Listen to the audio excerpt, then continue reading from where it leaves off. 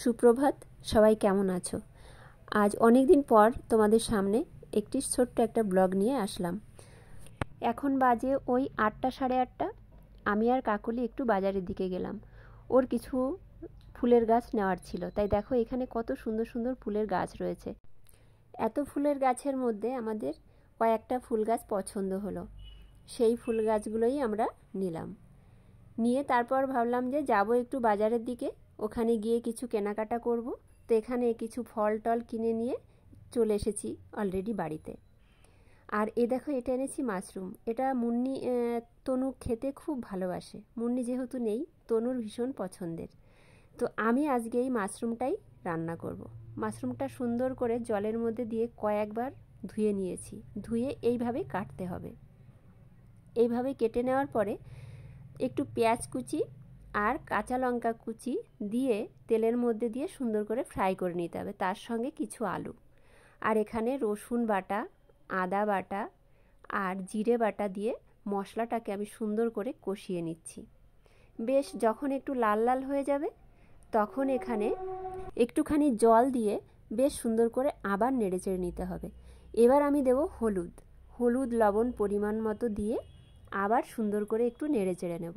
তারপর কালার আনার জন্যে আমি একটুখানি লাল মির্চি পাউডার দিয়ে দিলাম। এবার আরেকটু চিকেন মশলা আমি এখানে দিয়ে দিলাম। এটা কিন্তু একটু আলাদা রকমের ফ্লেভারই আসে, বেশ সুন্দর লাগে সেন্টটা। এবার আমি মাশরুমগুলো দিয়ে দিলাম। মাশরুম দিয়ে বেশ সুন্দর করে ঢেকে ঢেকে এটাকে আমি কষিয়ে নেব, কারণ মাশরুম থেকে জল বের হয়। সেই জলেই কিন্তু দারুণভাবে কষানো হয়ে যাবে। আর মাশরুমে কিন্তু বেশি পরিমাণে জল দেওয়া চলে না, কারণ অল্প জল দিয়েই এটাকে রান্না করতে হয়। আর এই যে আমি ধনেপাতাটা একটু বেশি পরিমাণে দিয়ে দিয়েছি, কারণ ধনেপাতাটায় সেন্টটা খুব ভালো লাগবে।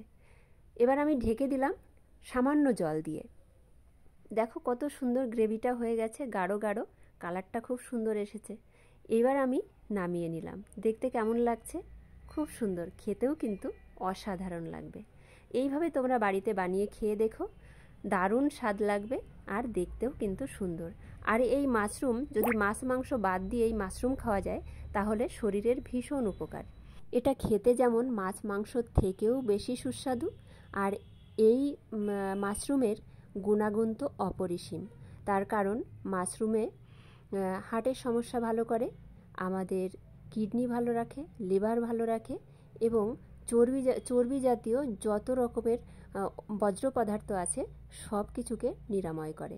তো তোমরা সুস্থ থাকতে হলে মাছ মাংস বাদ দিয়ে এই সুষম খাদ্য গ্রহণ করা অবশ্যই দরকার। এবার চলে আসলাম আমাদের প্রাকৃতিক সৌন্দর্য দেখানোর জন্যে। এখানে দেখো দুটি কাক বসে আছে, আর আমি বেলকনি থেকে এই ভিডিওটা করেছি। এদের যে ভালোবাসা, এদের যে মানে প্রকৃতির সৌন্দর্য, সেই জিনিসটাকেই তোমাদের কাছে তুলে ধরলাম।